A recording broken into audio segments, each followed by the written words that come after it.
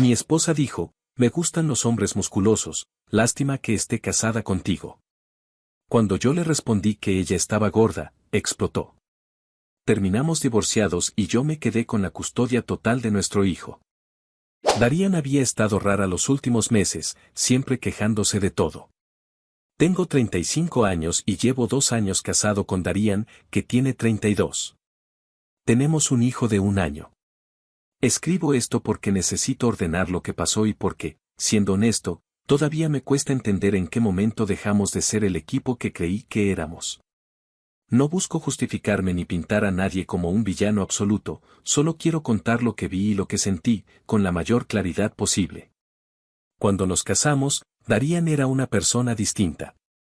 Siempre fue vanidosa, cuidaba mucho su apariencia, se arreglaba incluso para salir a comprar pan. A mí eso nunca me molestó, al contrario, me parecía parte de su personalidad. Yo trabajo como contador en una empresa grande, con horarios largos pero estables. Nunca nos faltó lo básico, y durante el embarazo hice lo posible por acompañarla en todo. Pensé que el matrimonio nos había dado una base más sólida, pero con el tiempo empecé a notar cambios que al principio atribuí al cansancio o a la adaptación a la vida con un bebé. Después de la boda, Darian se fue volviendo poco a poco más explosiva. Se enojaba con facilidad, se quejaba por detalles mínimos y parecía cargar con una frustración constante. Yo trataba de ser paciente, de escucharla, de no responder con la misma intensidad. Me decía a mí mismo que era normal, que ser madre primeriza no es fácil, que su cuerpo había cambiado y que su rutina también. Antes de que naciera nuestro hijo, habíamos hablado de cómo organizarnos. Yo le propuse que, al menos los primeros años, se quedara en casa. No por control ni por una idea rígida, sino porque mi trabajo nos permitía cubrir los gastos y pensé que sería más tranquilo para ella y para el bebé. Darian nunca estuvo de acuerdo. Desde antes de casarnos decía que no quería depender económicamente de nadie y que su sueño era tener su propio negocio de uñas. Al final cedí, no porque me convenciera del todo, sino porque entendí que era importante para ella sentirse realizada. Le renté un local pequeño a 2 calles de la casa. Era una buena ubicación, no implicaba traslados largos y le daba la independencia que tanto pedía. Yo me encargué del contrato, de algunos muebles básicos y de los permisos. Al principio parecía entusiasmada. Pasaba horas planeando colores, diseños, promociones. Yo la apoyé, incluso cuando eso implicó ajustar mis horarios para ayudar con el bebé. Sin embargo, con el paso de los meses, algo se rompió. Darian empezó a mostrarse más distante conmigo. No era solo cansancio, era una actitud altanera, como si cualquier comentario mío fuera una crítica. Si yo preguntaba cómo le había ido en el local, respondía de manera cortante.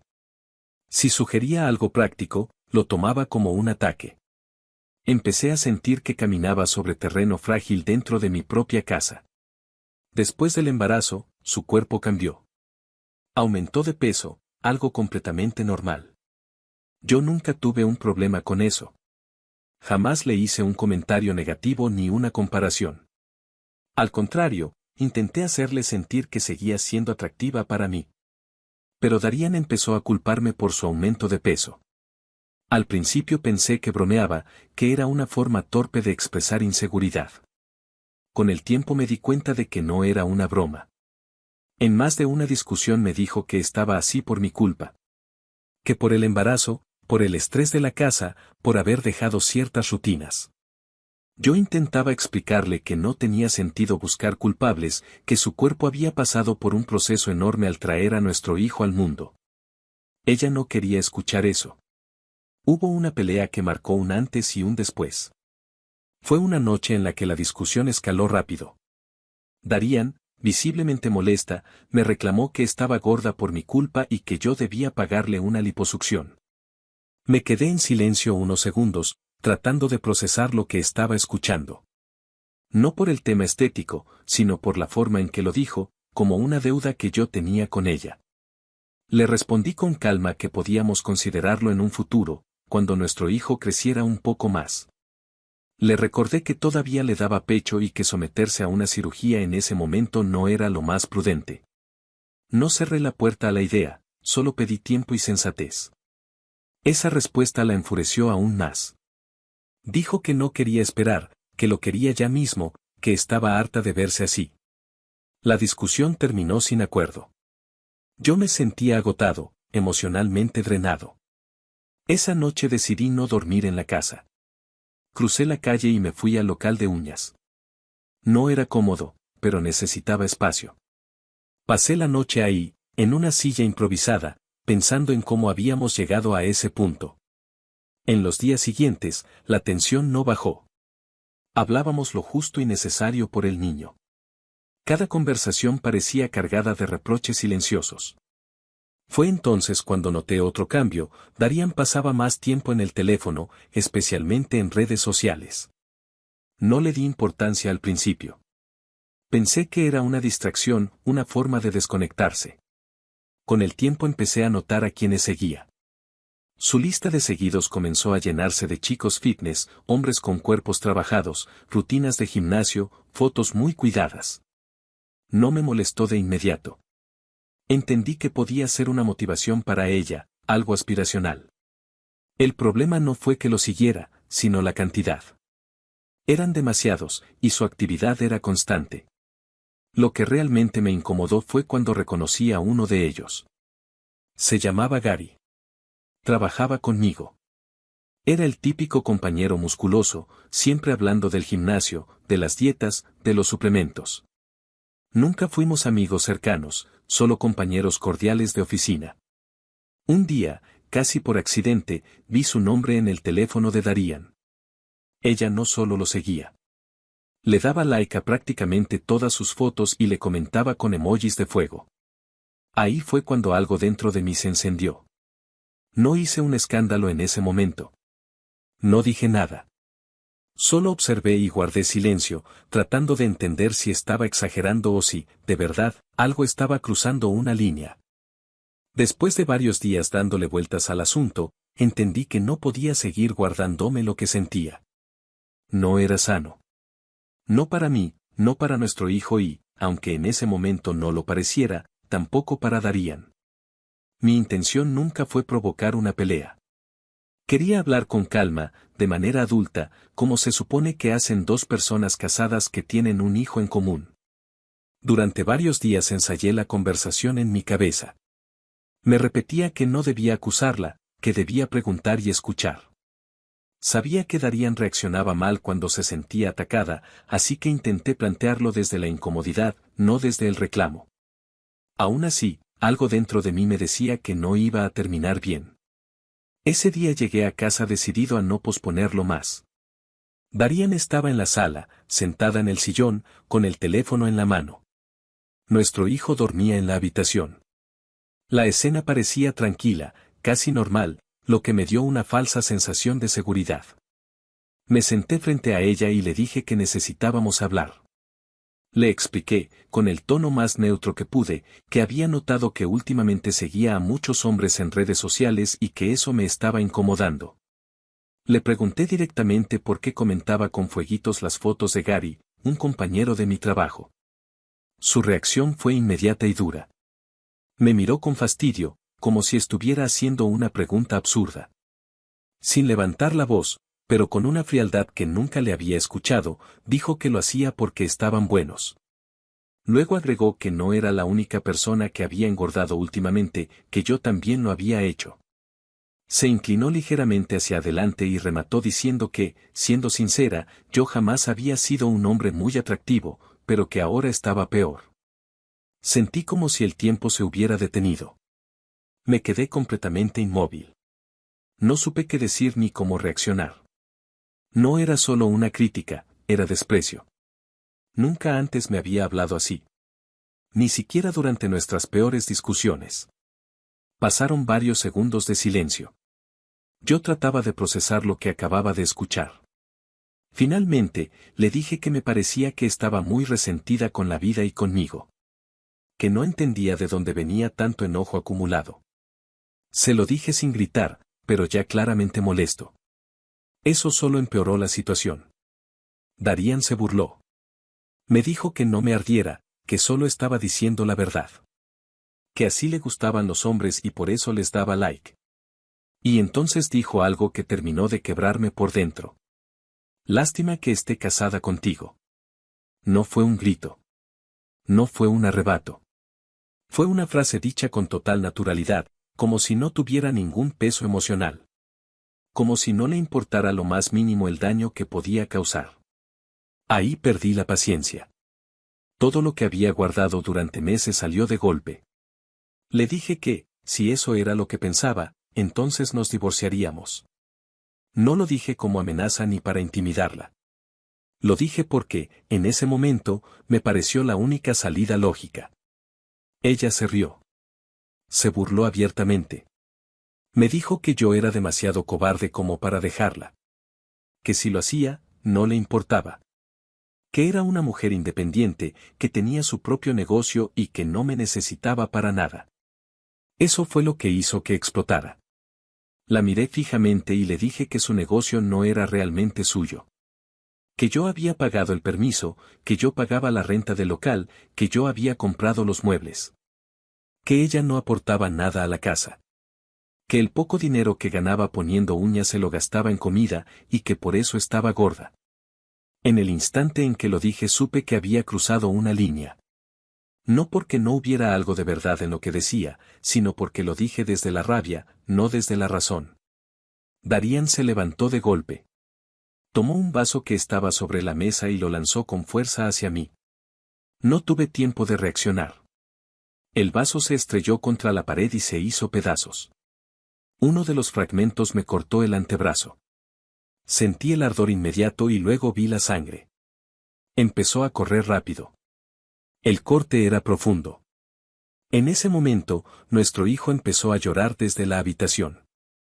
El sonido fue desesperante, como si todo el caos se hubiera concentrado en ese llanto. Darían se quedó paralizada al ver la sangre. Su rostro cambió por completo. Pasó del enojo al pánico en segundos. Empezó a pedir perdón, decía que no quería hacerme daño, que fue un impulso, que no pensó. Yo apenas la escuchaba. Lo único que podía pensar era en nuestro hijo.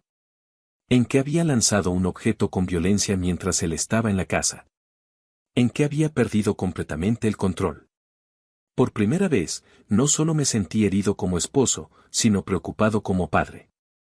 En ese momento pensé algo que nunca imaginé pensar de la mujer con la que me casé, que podía ser peligrosa. No quise discutir más. Fui directo a la habitación, tomé a mi hijo en brazos mientras seguía llorando y tomé una pañalera al azar. Darien me seguía, llorando, repitiendo que lo sentía, que no me fuera, que habláramos. Yo no respondí. No confiaba en que la situación no volviera a escalar. Con el brazo sangrando, salí de la casa con mi hijo. Necesitaba alejarlo de ahí. Necesitaba que estuviera a salvo. Fui directo al médico. Me atendieron de inmediato. El corte necesitó varias puntadas. Mientras el doctor trabajaba en mi brazo, yo sostenía a mi hijo y miraba el techo, intentando asimilar lo que acababa de pasar. No podía dejar de pensar en lo rápido que una discusión verbal había terminado en violencia física. Cuando terminaron, me vendaron el brazo y me dieron indicaciones básicas. Salí del consultorio con una sensación extraña, dolor físico, sí, pero sobre todo una claridad incómoda. Algo se había roto de una forma que ya no podía ignorar, y esta vez no era solo entre Darían y yo. Conduje directamente a casa de mis padres. Cuando llegué, ya era tarde. Mi madre abrió la puerta y, con solo verme, supo que algo grave había pasado. No preguntó nada al principio. Me dejó entrar, tomó a mi hijo con cuidado y lo acunó como si fuera la cosa más frágil del mundo. Mi padre apareció detrás, miró el vendaje, mi cara y el silencio con el que me senté en el sillón. No necesitó más. Esa noche dormí poco. No porque no pudiera, sino porque cada vez que cerraba los ojos volvía a ver el vaso volando, escuchaba el llanto del bebé y sentía el ardor del corte.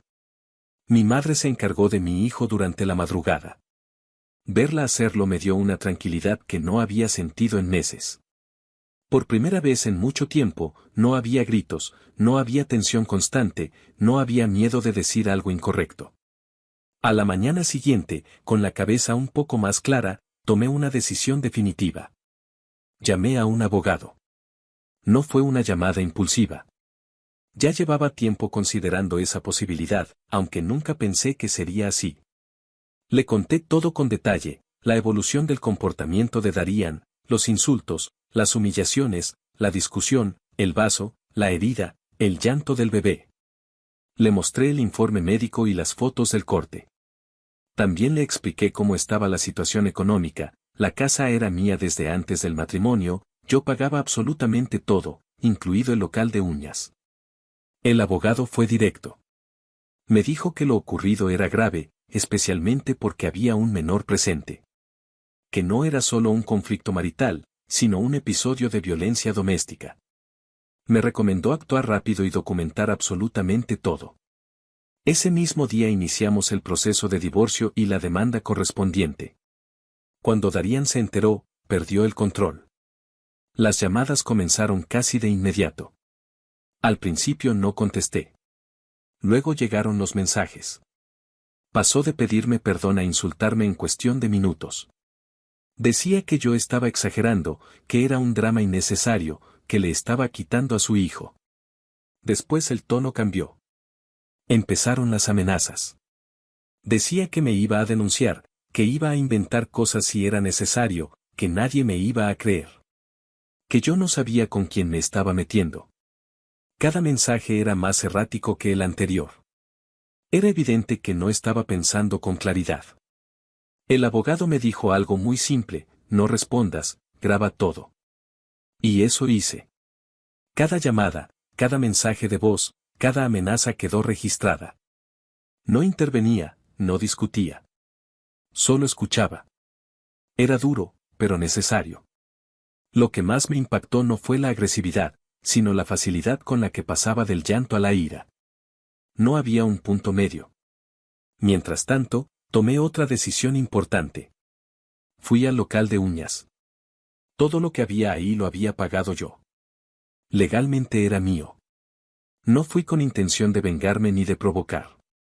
Fui con calma, acompañado de un amigo, y desmonté todo: muebles, mesas, sillas, equipos.